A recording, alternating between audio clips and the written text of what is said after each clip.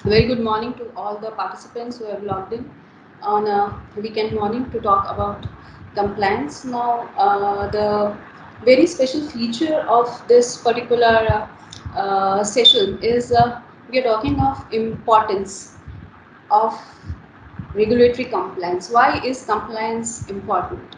Those who come from the industry domain, they know what is compliance and how compliance has to be achieved. But why is compliance important? That is the basic essence of today's session. So today's session, we are not going to be talking much about any of the analytical techniques or separation techniques or the chemistry of separation, but we are going to be talking about the same concepts from the compliance perspective. And my request to all participants would be that those who come from the industry domain, you may be having a lot of experience, but my only request is whenever we are attending sessions on compliance, on GMBs, we should be going in with an open mind. That's very important because this is an ever-changing field.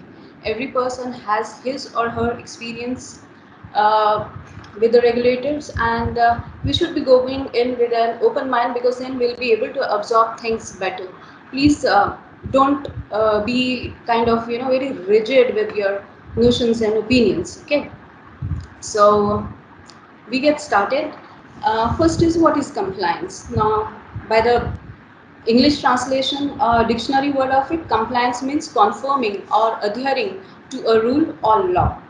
Now, regulatory compliance describes the goal that organizations in this case would be the pharmaceutical firms, the pharmaceutical manufacturers, they aspire to achieve in their efforts to ensure that they comply or adhere to prescribed laws, policies, standards, regulations, and guidelines. Now, these terms are very important.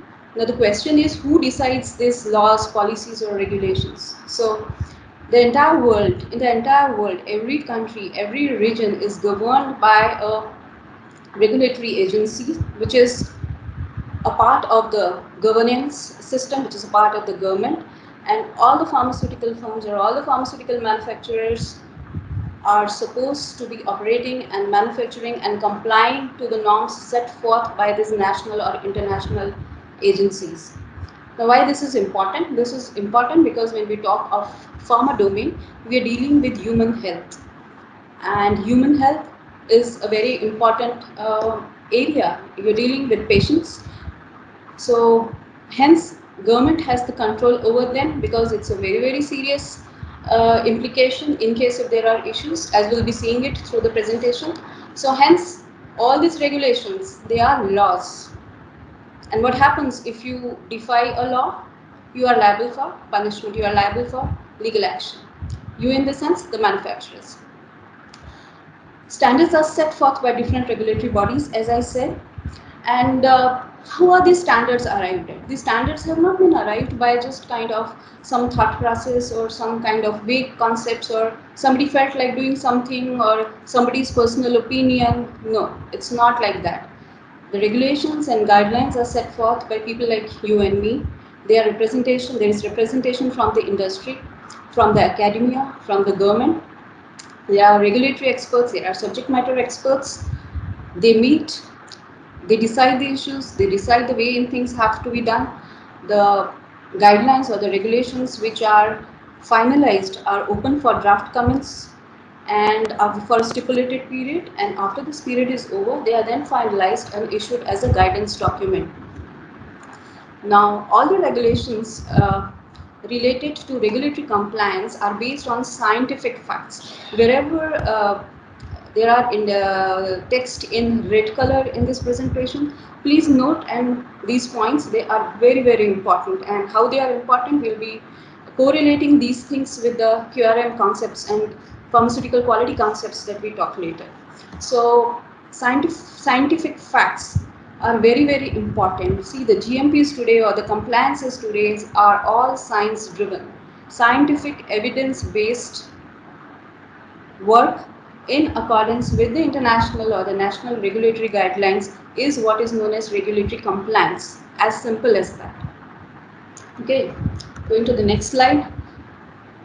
Now, going back in history, why do we need to have compliance? Many times especially if those working in the pharma domain, they get just bucked with too much of regulations and too much of controls, too much of strictness on a day-to-day basis, 24/7, 365 days a year, different inspections, different regulations, different requirements. So at times it becomes too much of pressure on professionals. But what I suggest is what's very important to understand is how did these regulations come into place. So we go back in the 1960s, the thalidomide tragedy, which were the first lessons for the regulators and also for the patient population in terms of drug safety and regulation. So what was this thalidomide tragedy? You can see a picture here of some children trying to write something, and just have a close look at the limbs of these children. They have very small limbs. So what happened with this thalidomide tragedy was thalidomide is an antibarbiturate sedative which was being extensively used after World War II in the 1960s, for as a tranquilizer and sedative for inducing sleep.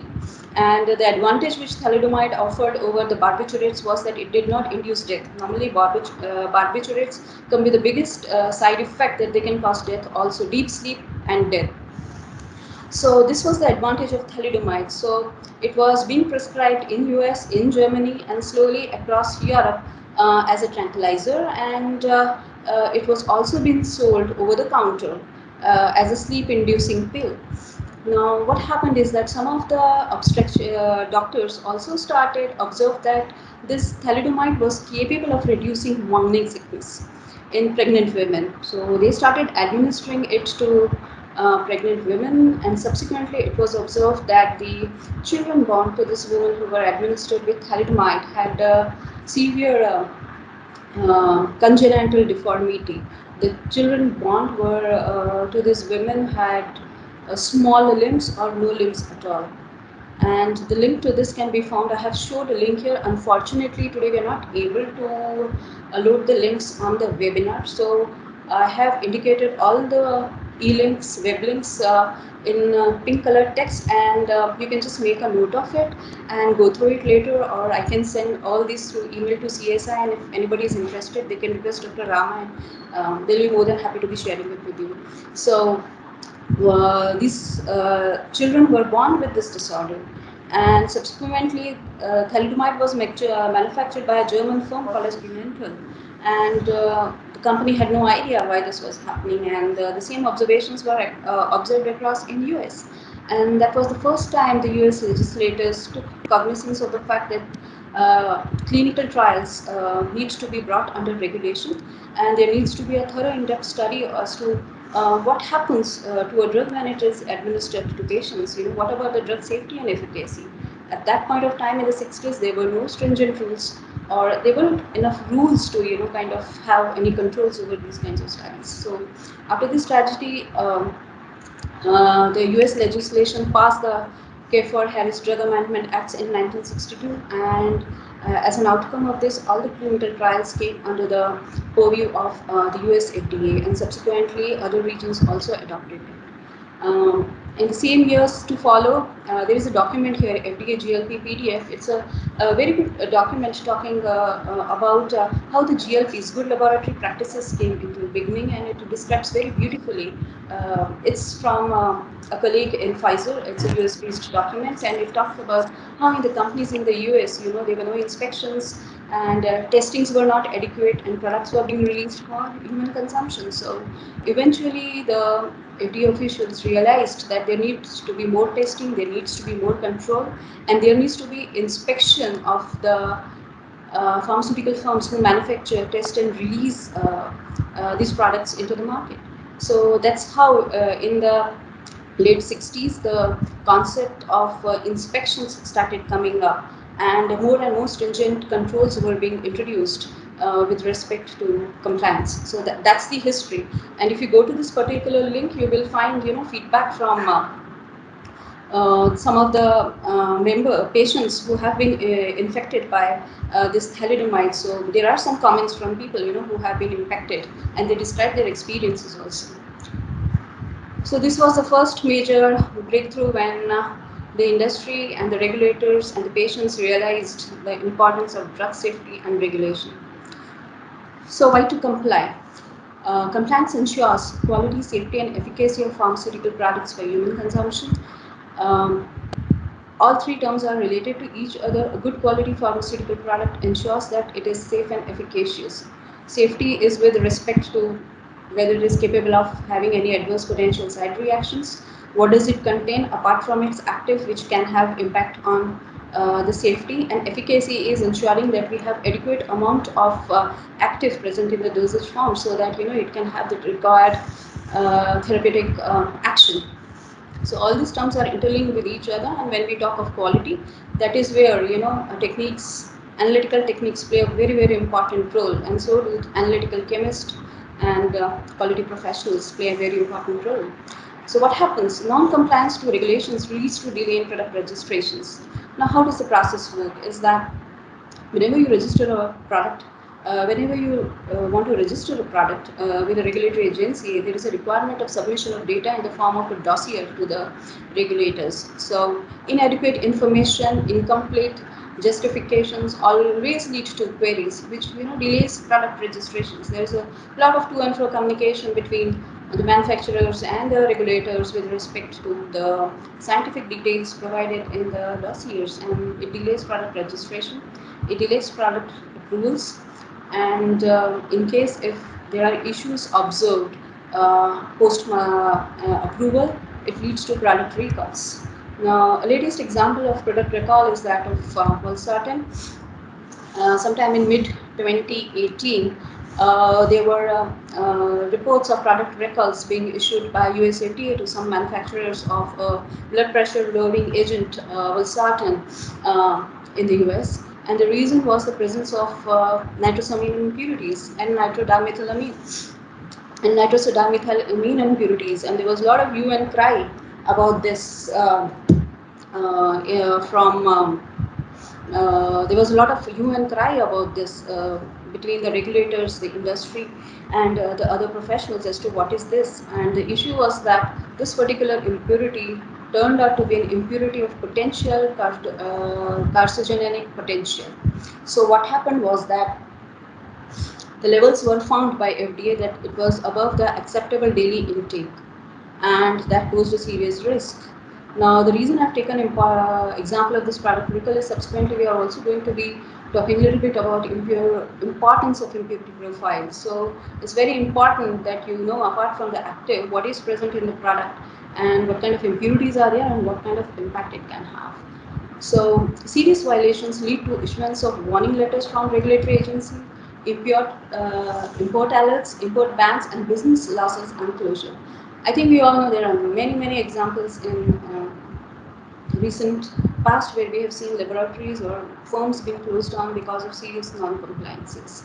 Now, there's a very nice 2-minute video about why the FDA shut down able laboratories. I wanted to show it, but we are not being able to broadcast it right now. So, within 2 minutes, you will be able to understand why regulators get so stringent in case of non-compliances when they are observed. So, what are warning letters? So now this warning letters is a concept very particular to the US FDA. The other inspectorates only issue the inspection reports to the manufacturers, and if there is a possibility of CAPA, the manufacturer is expected to take a corrective and preventive action within a stimulated period of time. And if the violations are very serious, then the regulators may recommend a re-inspection with proper resolution of issues. They may not give you a chance for CAPA. So warning letters are very characteristic of US inspections, and till date US FDA is the only agency which is publishing these warning letters as a FOI on their website, and 24/7, 365 days a week you can have access to these warning letters. So it leads to import bans. Now, what happens is when a US FDA inspects a firm, they issue observations at the conclusion of the inspection. Critical observations go in as 483s, and the firms are given allocated a fixed period of time, about 15 days, to answer to them. If the answers are satisfactory, the regulators are satisfied, no issues. But if that doesn't happen, then a formal warning letter is issued. Subsequently, a lot of communication happens, and if the regulators are convinced, they may give you a clean check, and if they are not, then they impose an import alert, and thereafter comes the import ban, and finally they stop the firms from selling their products in the US markets. It's a very standard procedure. So what does this cause? It leads to uh, loss of business. Loss of business means loss of revenue, and loss of revenue means it could imply loss of jobs also. And what does compliance do? Compliance to regulations reduces errors, decreases operation costs, repeat operations are decreased, there is an increase in business and revenues, and products reach fast to the market. So commit to compliance for its benefits. It's very, very important to understand the benefits of compliance, and just don't do compliance because it's a regulatory requirement. Somebody is going to come and inspect, so let's do it. And last but not the least, for every professional working in the pharma domain, patient safety is of utmost importance. This is very, very important to remind every individual every day. There should be a self reminder, and that patient safety is of utmost importance. This applies to every individual, whether you are in development or you are in the control laboratory or you are in QA or RA or manufacturing operations or warehouse. We'll talk about pharmaceutical quality system in QRM, and we'll see how it covers the entire life cycle of the product. Now, this is how a typical uh, warning letter looks like. I have provided the link where you can read all the warning letters uh, year wise. Quickly, let's go through it since we are all laboratory scientists. So let's go through. You injected samples on your HPLC system and did not include them in lab records that were used by a quality unit for batch disposition decisions, including finished product release.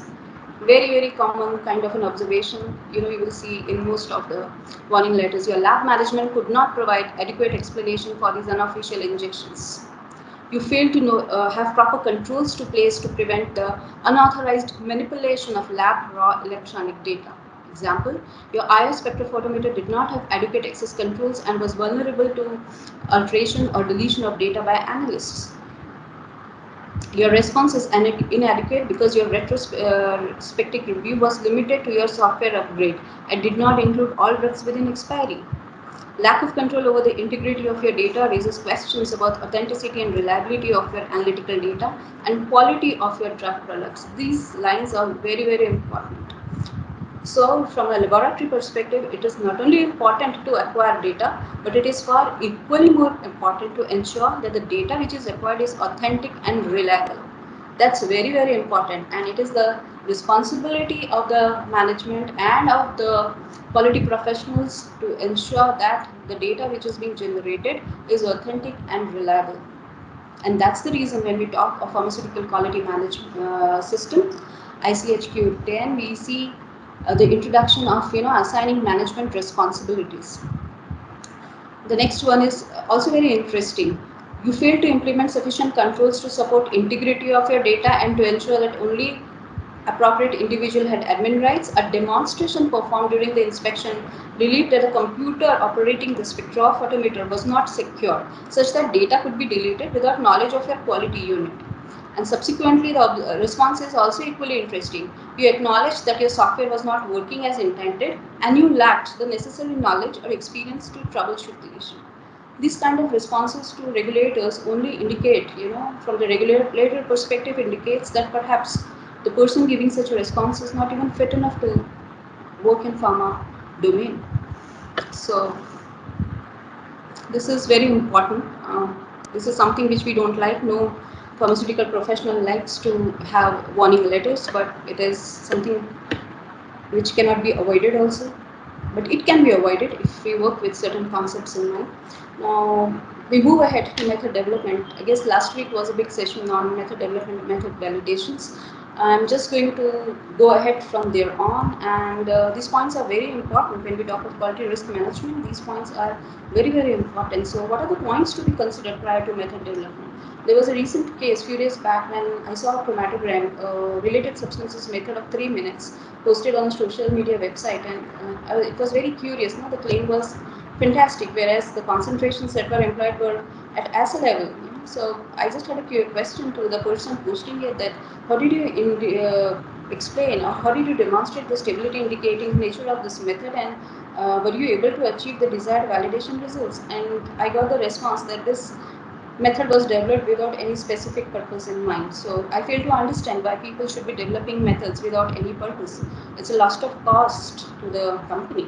So there has to be a purpose and an aim in mind, while you are developing methods. The sensitivity levels to be achieved. What kind of LOD LOQs you want to achieve with that particular method? Are there any replicatory implications? Are there any guidelines you are describing the prerequisites for that method? Are there any specific requirements to be met, specification requirements to be met? What about the site of transfer? Which site is going to be accepting this kind of technology? Are the methods day to day reliable and reproducible? What is the analysis time? There should be minimum or reduced analysis time, because in the manufacturing domain, adopted uh, in-process monitorings during cleaning validations, called process validations, you cannot afford to have subsequent very long run times, because the process doesn't wait for your analysis. So adequate column life, again, very very important. Ease to use and ease of tech transfer to other locations. Your developmental centers must be capable of transferring it to national or international locations. Guidances for analytical method development and validation. Now, what happens in today's situation in our country is that when we say development, so people have concepts that development means no GMP, we are not regulated. But the situation is not like that. Not because I am seeing it, but because there are regulations and guidelines talking about it. So let's go through them. Now, what are the critical methods which an analytical development chemist develops in his or her laboratory? Yes, an impurity profile of API and drug products, and there are ICH-Q2R1 guidelines talking about analytical method validations. There are Q3A and Q3D talking about impurities in drug products and drug substances. And this is an interesting article on analytical quality by design. It was published by in the Brazilian Journal of Pharmaceutical Sciences, and it says that the design of experiments applied to pharmaceutical and analytical quality by design. So, what it describes, it's a 15-page paper, and it clearly, very nicely describes that most of the quality problems are related to the way in which a pharmaceutical product is designed. A poor designed pharmaceutical product will show poor safety and efficacy, no matter how many tests or analysis have been done to verify its quality. Now, this is the crux of the matter. Repeats, unofficial repeats, and in different corners by different peoples across locations. So what does it do? It only leads to add more data and more confusion. Do repeats as per the OS guidances. Otherwise, follow the investigation rule. So QBD begins with the recognition that quality will not be improved by merely increasing analysis of pharmaceutical products. In other words, quality must be built into the product. This is very important. Now, this is not something which I am speaking of my own um opinion, but it is something which is written in the Analytic Quality by Design paper that I have included over here. So it's very important to read such documents.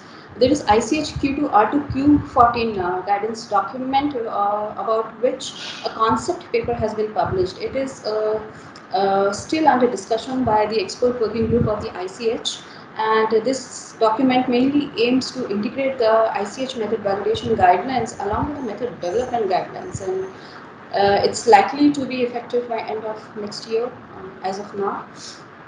And why this guideline is being developed? This is the preamble in green text. Since there is no ICH guideline on analytical procedure development, applicants often report analytical validation results alone and rarely present for performance evaluation with analytical development outcomes. This makes regulatory communication ineffective, especially when non-conventional analytical procedures are employed. Additionally, the lack of guidelines precludes the applicant from an opportunity to present scientific basis for flexible regulatory approaches to post-approval analytical procedural changes. All of us who work in the analytical laboratory domain are aware of frequent changes in analytical methods. Now, there's no stopping analytical method changes if it is for improvisation. But what is important is that all the changes should be tracked and documented. That is very, very important.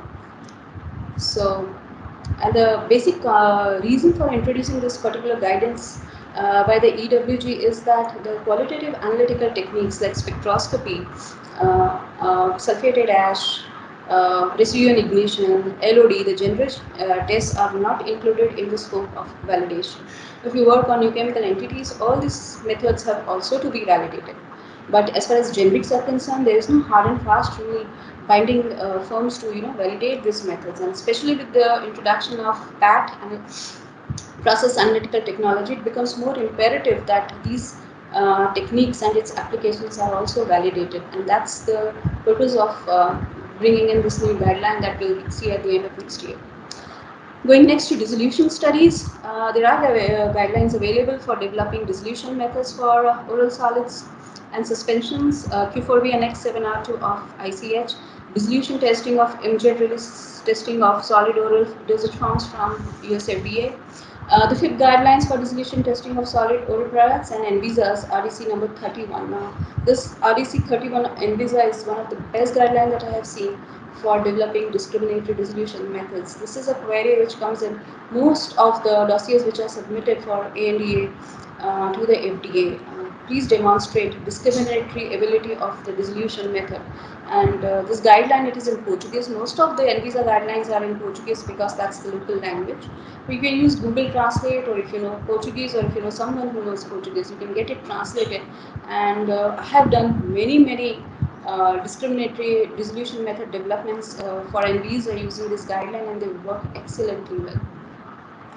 There are another two interesting guidances from ANVISA for analytical chemists. There is a guidance on treatment of statistical treatment of analytical data during validation, and also applications of dissolution testing in generics and new products. Very interesting guidelines.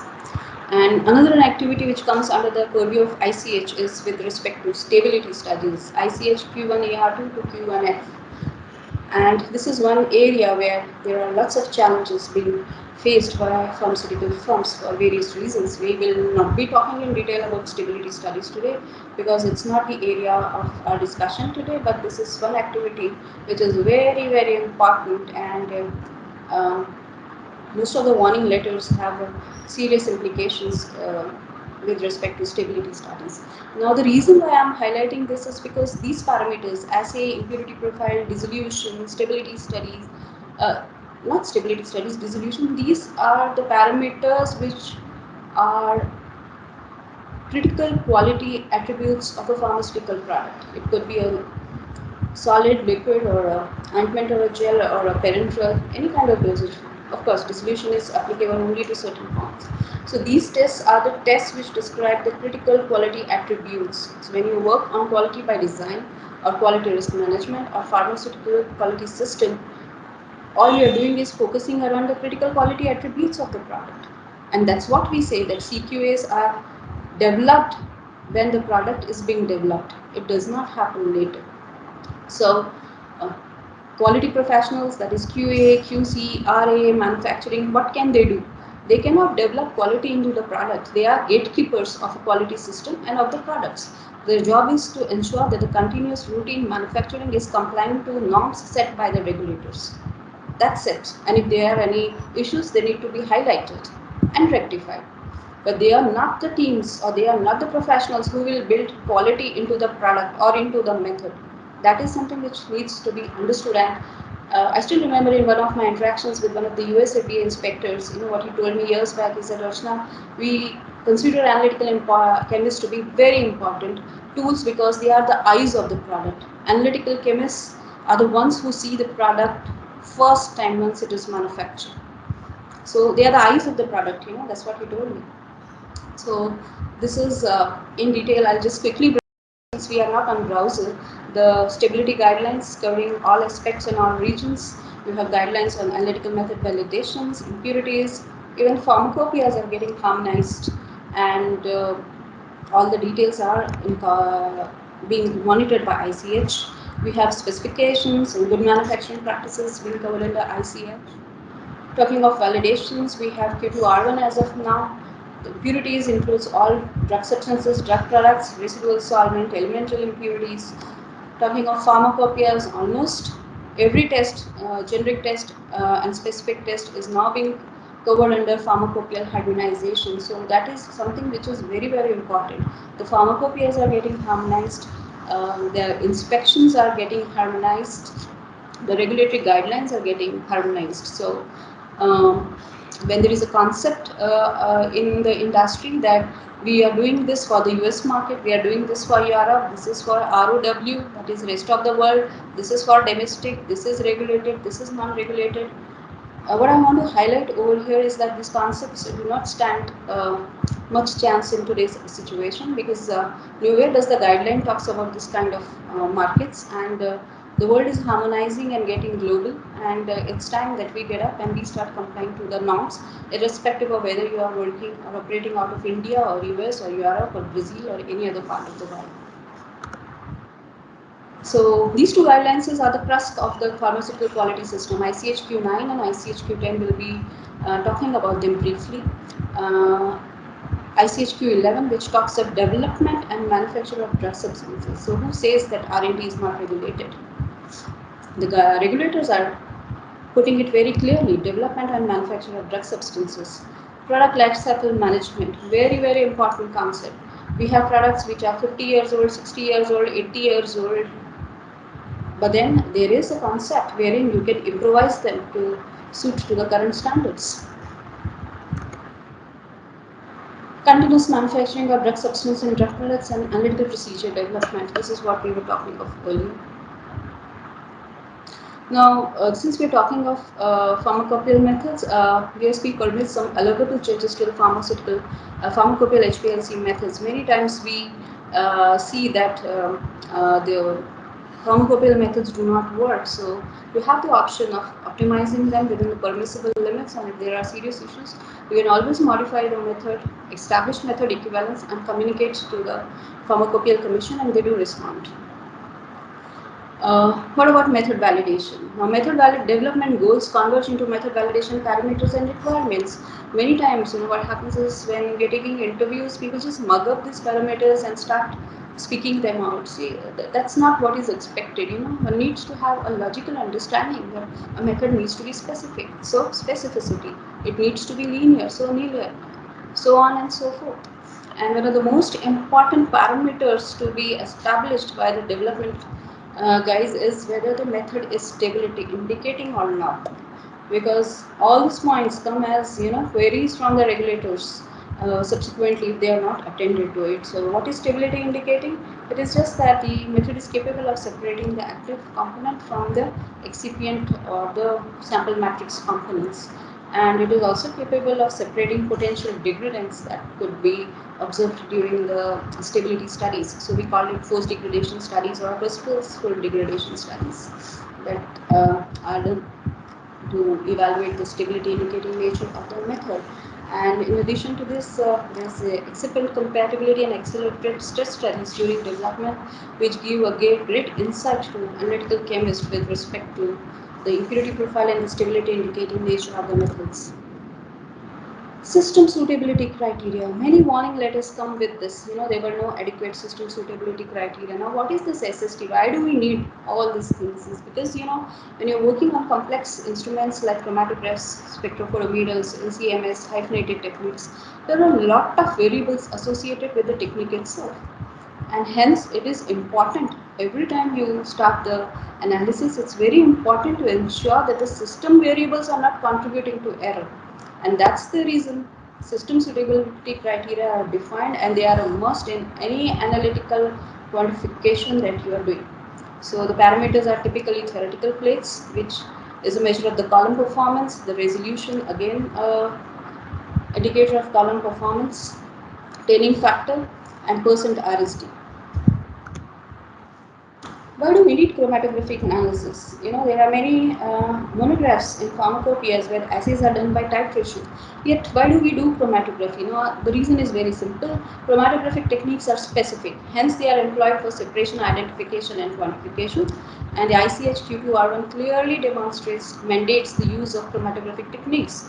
You cannot prove specificity in case of spectrometric or titometric methods because they do not separate anything. So hence you need to have chromatographic methods. Applications of chromatographic methods. So RSMs, KSMs, assay impurity profile, in-process reaction monitoring of purity of isolated intermediates, assay and impurity profile of substance and products, dissolution testing, content uniformity, qualification of API standards. All these activities very critical in a analytical laboratory. Most of the parameters that I have listed out here, they contribute to the critical quality attributes of the product, and they need to be studied well earlier on rather than waiting for it to situation to explode in the manufacturing domain in the QC labs. And qualification of API standards. I doubt if there is any inspection, domestic or international, which can happen without or succeed without this. So just quick look at the chromatograms. Please note these are representative chromatograms. This is how a HPLC chromatogram looks like. So there was a request to have chromatograms displayed. So this is IPC monitoring kind of a situation. 9.2 is the starting material. 9 minutes is the 8.2. 9 minutes is the finished product that is being formed. Representative chromatograms for assay. Now, what are impurities? Now, impurity is a substance which is not the chemical entity as defined as the new drug substance. So impurity profile is nothing but it is a description of the identified and unidentified impurities present in a drug substance or drug product. Now, why do we need to control the level of impurities? We did discuss the case of valsartan, the impurities of toxic potential, which can potentially cause cancer. So, it's important to control the level of impurities because the impurities can have adverse impact on drug product safety and efficacy. And if you do a study earlier on, we can avoid product recalls and safety efficacy issues. So different kinds of impurities have to be evaluated in a substance and product. So talking of a substance, the focus is on the process and drug-related organic impurities, the inorganic impurities, and residual solvents. Whereas in products, the focus is on the degradants because the API related impurities are controlled in the API itself, whereas the degradation products impurities arising due to interaction with the container closure system, excipient interactions are the ones which have to be monitored in the drug product. So most of the time the regulatory dossiers have a section on justification of inclusion of impurities along with the specification limits, and this is where a lot of brain work is involved between development and regulatory and quality guys. And the third and the most important is impurity of potential, genotoxic potential. So I haven't seen this being done more in detail in the generic industry, but as far as NC is concerned, this is a very critical activity before a drug substance or a drug product proceeds through to the clinical stages. Prior to going for the clinical stages, there is an evaluation done of the impurities of potential, genotox potential, and this is a structure toxicity based exercise done by toxicological experts, but of course the synthetic chemists and the formulation experts have to provide their details to the toxicologist. This was something very common which we did years back in Pfizer when we were working on NCs. First degradation studies, example is rensoprazole, highly labile molecule. This is how it looks like. Impurity profiling, stability indicating methods, the main peak at 10.2, impurities close to the baseline. And peak purity applications, I think PDA is a detector which is of the most use while doing impurity profiling. Just wanted to show you how this looks like, and it's something which is of great use, great tool to the analytical chemist. You can see the spectral overlays, the spectral scans, 3D plots, contour plots, peak purity calculations which help you to understand whether your peak is impure or pure. This is the 3D view, the X, Y, and Z scale. Talking of LCMS, which is extensively used for identification of impurities and degradants, and also for analysis of drugs from biological fluids. So we have a case of the fragmentation degradation pathway of amlodipine into 9 potential fragments, and what we do after doing an LCMS analysis is that we get an estimation of the experimental mass to which the best possible molecular formula is assigned, and the difference from parent and value gives you an understanding of the potential losses could have happened, and this in turn helps in understanding the structure of the degradants. Of course, other techniques NMR are also used in conjunction. This is a typical degradation profile of amlodipine. Now talking about pharmaceutical quality systems, ICH-Q10. Now, what are we trying to discuss in today's session is how do we comply? We have understood what is compliance. We know why should we comply. We should know why we should not comply. But then how do we comply? What should be done to comply? And this session, as I said, would be different from the other sections on compliance because I'm not going to be bombarding you with guidelines and do's and don'ts because that is something which is important but it is secondary. First and foremost, we need to see that when we start adopting pharmaceutical quality systems, when we start adopting quality QMS tools, are we able to do due justice? Because what happens is, in my experience, I've seen is that the understanding is that let's have QMS tools, we have SOPs, we have change control, deviation, incident in place, and every observation that is seen, just keep on filling forms. There are big teams in QA, guys filling forms day and night, going around for signatures, and when it comes to root cause analysis and CAPA, that is corrective and preventive action, uh, people spend lots of time scratching their heads what to write, how to write. And mind you, all these documents come under the purview of regulatory GMP inspections, and not having adequate root causes and assignable corrective and preventive actions comes under the scrutiny of inspectors and goes in as critical observations. So hence, to avoid this situation, it is very, very important to use pharmaceutical quality systems with a thorough understanding of the guidelines that we have gone through earlier and also the guidelines that we'll be going through subsequently. And once you have thorough understanding of this concept, then and only then try to implement these tools. Otherwise, instead of doing any rectification, it will be adding more burden and will be more unanswered questions. So what is a pharmaceutical quality system? ICH-Q10 guideline describes it in detail. So it demonstrates industry and regulatory authorities' support of an effective pharmaceutical quality system. Why? To enhance the quality and availability of medicines around the world in the interest of public health. Implementation of Q10 is basically it's throughout the product life cycle. If you see the guidelines that ICH has published from Q8 onwards, they are talking about product life cycle. Product life cycle means from development till product discontinuation. Everything under this domain comes under PQS. So product life cycle should facilitate innovation and continual improvement. So there is innovation, nobody is stopping you from innovating, but there has to be a continuous improvement and strengthen the link between pharmaceutical development and manufacturing activities. This is a has been a grey area for many years and requires a very good communication and a very good documented evidence.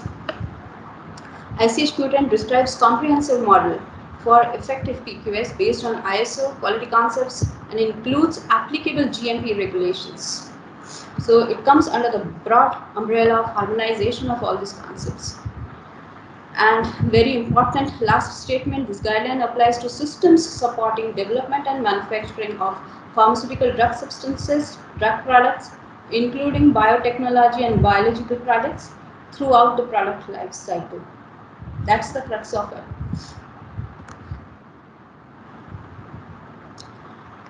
What is product life cycle? It includes all technical activities for new and existing products. Very important terms, new and existing products. So even if your product is centuries old, you need to comply to the norms which are there today. So in 2020, we cannot be working in a 1960 or 1970 style. That's the bottom line. So what is pharmaceutical development activities covered under this is basically drug substance development, formulation development, manufacturing of investigational products, scale-up activities and analytical method development. Then comes tech transfer between manufacturing sites, testing sites for new and old products both. And the best thing about these guidelines is that the quality management PQS guideline, it makes the management responsibilities defined. It makes the management responsible for implementation of a pharmaceutical quality system. So if you were to see the warning letters from the FDA, They are not addressed to employees. They are addressed to the owners, MDs and CEOs of the manufacturing firms. And that is where, because the management is responsible for implementation of a pharmaceutical quality systems and for all issues which arise as a result of implementation of this system. So what are the elements of a PQS? These are very important concepts. Process performance and product quality monitoring system throughout the product life cycle, corrective action and preventive action system, CAPA, a very important PQS tool, change management system, management review of process performance and product quality. Very, very, very important concepts. And under these elements operate the QMS tools like incidents, deviations. So the bottom line is that irrespective of which domain in pharma operations you are working, as long as you are under the technical operations, throughout the life cycle you are under the scope of pharmaceutical quality system, and you have to use a change management system, and you have to do root cause analysis, you have to do corrective action and preventive action earlier on also throughout the life cycle. And if you don't do it, you will end up with the issues in the manufacturing and routine batch manufacturing and testing, and at that time you'll have no clue where to look at. Another concept which has come in is QRM, quality risk management. Most of the warning letters these days talk about whether a risk assessment was done. Now, what is risk? Risk means probability of occurrence of harm or severity of that harm. And quality risk management is a systematic process for the assessment, control, communication, and review of risk to the quality of drug product across the product life cycle, which includes development, manufacturing, distribution, inspection, and submission review process throughout the life cycle of drug substances, products, biological and biotechnological products. It includes raw materials, solvents, excipients, packaging, labeling, materials in drug products, biological and biotechnological products. These few lines very clearly define where all you have to use PQS and where are you supposed to use QRM. And this is not a personal opinion, this is an opinion shared by the regulators. And mind you, the ICH guidelines as of date is just not EU, Japan and US. Most of the other countries and many of the other regulatory bodies are adopting these guidelines. You can log into the homepage of this various regulatory agencies and you will find a reference of these things. So this is in a nutshell, compliance all across. So no question of domestic, regulated, non-regulated, ROW. I am yet to see a guideline which defines all these kinds of concepts that we hear. So QRM is designed to ensure that drug critical quality attributes, CQAs, we were talking of them during analytical slides, are defined and maintained from phase to phase during product of development and manufacturing. It's important to understand that product quality should be maintained throughout the product life cycle such that attributes that are important to the quality of drug product remain consistent with those used in the clinical studies. This is very, very important. In formulation development or in API development, there is normally a synthetic lock and there is a formulation lock, and clinical studies start only after these locks are established. So this is very important. You cannot keep changing things, subsequently, because your clinical determines the safety and efficacy. We cannot keep on changing it, and we cannot keep on doing the clinicals at every change. So that's very important to identify the risk earlier on and to control it earlier on. So what does it mean to identify and control potential risk to the quality during development and manufacturing? QRM supports a science and practical approach to decision making. If you have this proper QRM done in place, it helps you to make decisions which are based on science and practical approach, and it makes using the quality management system QMS tools very, very easy. Risk assessment consists of identification of hazards and analysis of evaluation of risk. So first is risk identification, to identify the hazards, risk analysis, then comes risk evaluation, then comes risk control, and finally risk reduction. Sounds very simple over here, but it's not that simple. It requires a lot of understanding of technical concepts also and of quality systems also, and a lot of training. There are many sessions ISP is also conducting these days on quality risk management. So please try to log in and understand this in case if you are interested. QBD, quality by design. These concepts described in the Q8 guidance, we are not talking of development now, so I have not gone into its detail, are done to understand, reduce, and control sources of variability in pharmaceutical manufacturing and analytical methods. The QBD approach, as applied to analytical methods, is a science and risk-based approach. See, again and again, regulators are talking of science, risk-based, and quality systems across the life cycle. This is very, very important to understand.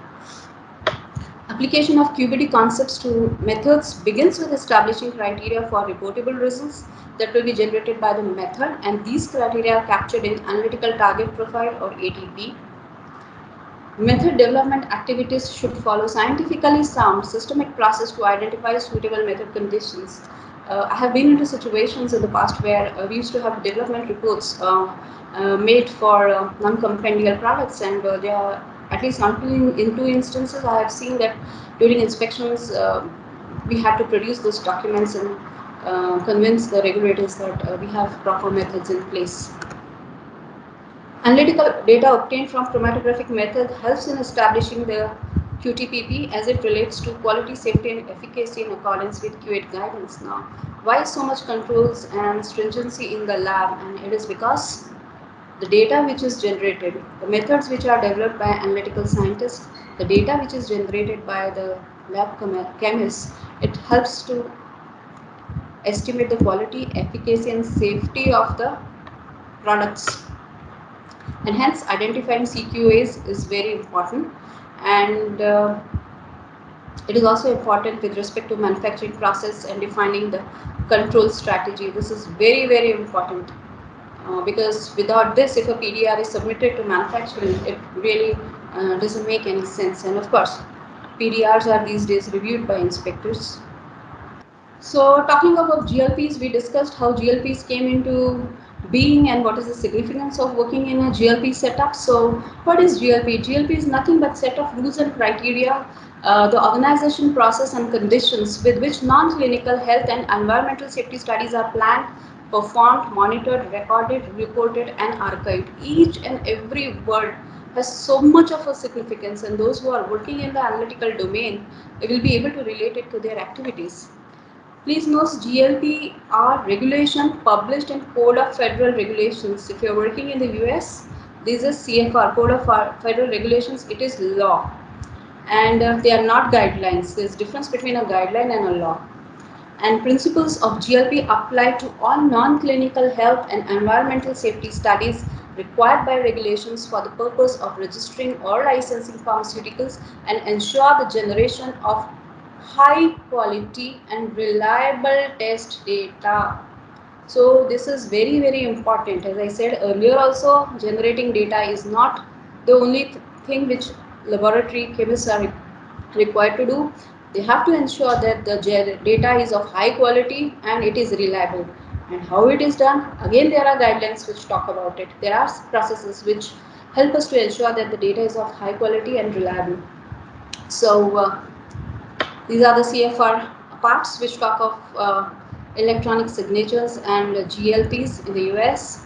And a quick slide on the evolution of GLP. In 76, the FDA proposes it, and by 89, you have UK, Japan, OECD adopting it. And today, even India comes under the purview of GLP. I don't think there is any country in the world which now does not accept this proposition. So I will be quickly going through this because most of the people who have logged in would be with the quality background. So what's a typical GLP requirement? It's mainly organization, organograms, JDs of personnel, all personals, personal selection, staff, training procedures and records, lab infrastructure and segregation, equipments, the user requirement specs, the qualifications, calibrations, preventive maintenance, SOPs, good documentation and archival practices.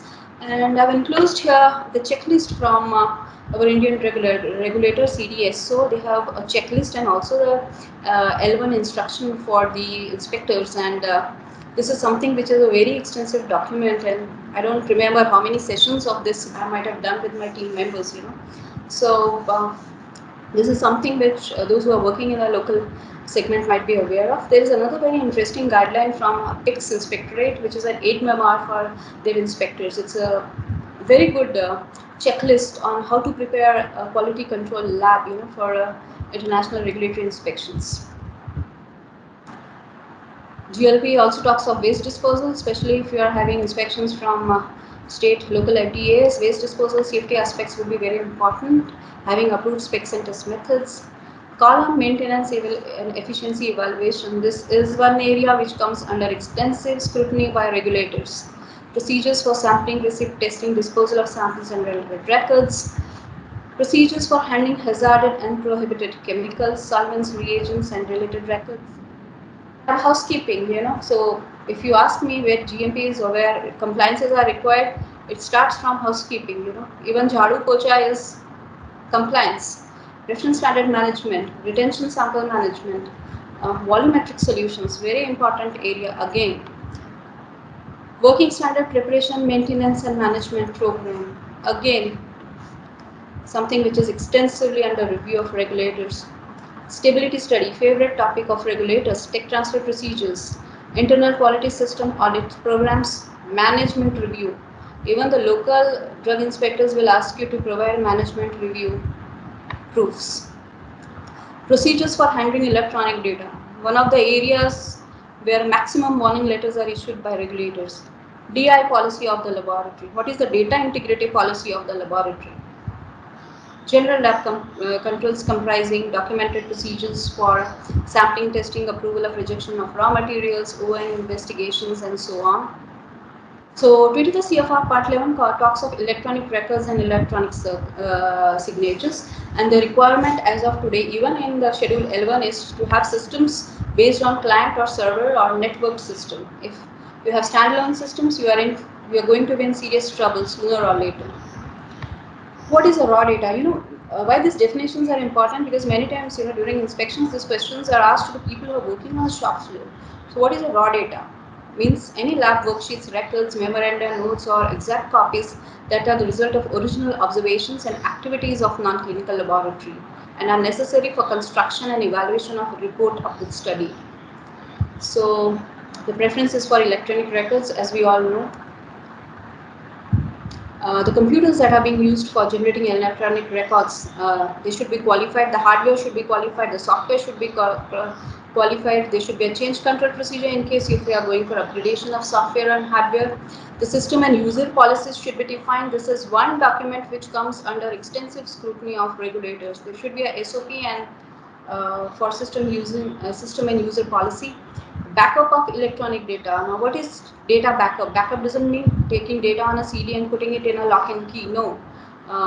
Data has to be taken, backups have to be taken on servers without any manual intervention. PICS guideline very nicely describes it. And audit trails. All these questions normally come to the laboratory analysts who work on the shop floor and who generate data. So part 11 requirements, validation of system, protection of records, limiting system access, generate accurate and complete copies. These are very important concepts which regulators look out for. Use of secure computer generated timestamped audit trails which every batch release. Operational system checks, authority checks. All these are very, very important, and this should be part of the SOP. And most of the times this will come under review. Compliance to predicate rules leads to data integrity, data security, record retention, audit trail, and electronic signature controls. So there are many DI guidelines today available online from FDA, from WHO, MHRA, PICS. The PICS one is a draft document, and I think it's one of the most elaborate. If we were to do a comparison of all these guidelines, the PICS guideline on data integrity is one of the most elaborate and most comprehensive, and clearly defines even the responsibilities of quality and IT professionals. And I have personally adopted it across sites, and we've never had any issues with respect to the systems that we adopted for our networks and DI compliances. So ALCOA principle, everybody might be knowing. Attributable, legible, contemporaneously recorded, original, true copy, and accurate. That's how a data should be. Manufacturers and analytical laboratories should be aware that reverting from automated to manual paper-based systems will not remove the need for DI controls. So many times in inspections, what happens is that the inspectors will do the paper review of chromatograms, and when they come to the laboratory, they will ask the analyst to open that chromatogram and they do a apple-to-apple comparison of the soft copy versus the hard copy. It's a very common practice. So what is a metadata? Metadata is the contextual information required to understand data like date, timestamp, the date on which the data was acquired, user ID, instrument ID, everything that you see on the header of the chromatogram. And data should be maintained throughout the records retention period with all associated metadata. So when the inspector wants to see the data on the system, he wants to see the metadata, not just the chromatogram. Trails. Audit trails are secure computer-generated timestamp electronic records which tell who, what, when, and why, and they include those that track creation, modification, deletion of data, and they track actions at the record or system level. I still remember years back when I was doing remediation for a QC lab which was on the verge of an import ban, and the QC manager had kept telling me, he kept showing me the Shimadzu LC solutions instrumental log, and he kept saying, "Oh, this is a audit trail," and this is what I showed him at that time. That please show me where are these details, and he had no answers. So please don't try to fool around with drug inspectors and agencies. Backup. What is backup? FDA uses the term backup to refer to a true copy of original data that is maintained securely throughout the record retention period. It's very important. Data security and integrity controls. What are the do's and don'ts? This is a quick checklist.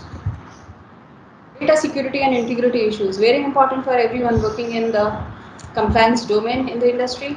Inadequate access control in lab instruments, analysts deleting results, data edit rights available to all, no evidence of system's ability to discern invalid or altered records, software does not secure data from alterations, loss or erasure, no written procedures for use of password, access levels for data backup, user ID and password publicly posted for other employees, all users can delete data, modifies and overwrite raw data. These are some of the most common issues you will see in the warning. Employees terminated years earlier still had access privileges, functions that modify or delete whole or partial data files available to all analysts, no security procedures for lab computer systems, no data file backup procedures, no physical or password access controls on PLC to prevent unauthorized changes. Windows security can be bypassed, password system does not ensure password expirations. Audit trail issues, very common issues. No audit trails. Audit trails can be removed or purged off. Intentionally disable it. No SOPs for changes made to critical data. Audit trail does not capture user login log off. No assurance e-records could be stored retrieved for entire retention period. Electronic files not properly maintained. Software allows overwriting of original data. Data files automatically deleted after printing. Backup tapes were never restored and verified. Texts were stored at employees' home.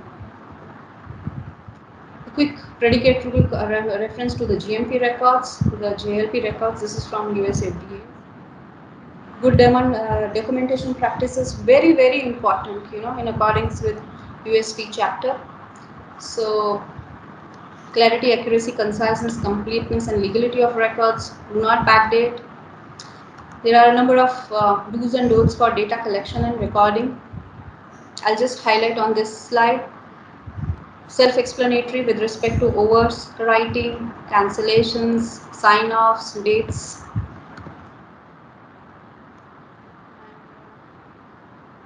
This is a web link to the guidance documents. So you can just make a note of this, or you might be aware also of this. The PIC scheme has very good guidances, almost on par with the EU GMPs. Then you have WHO technical series, the US FDA's official site for its guidelines, MHRA Government of UK, a web link for its guidances, Utrelex Europe GMPs, and TG Australia. So most of the ones we have covered. So to conclude, regulatory compliance, you cannot say ignorance is bliss, so ignorance is not bliss. And thank you so much for your patience.